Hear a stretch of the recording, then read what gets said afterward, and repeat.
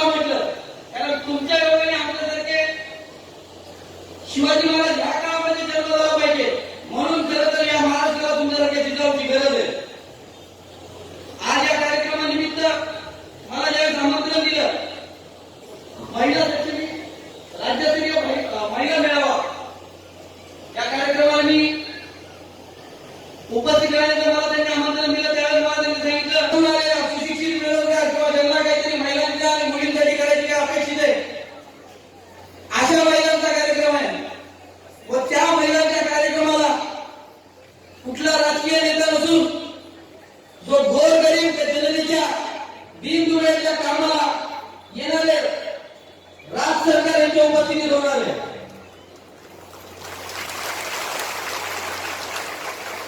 राज्य सरकार यांच्याविषयी मला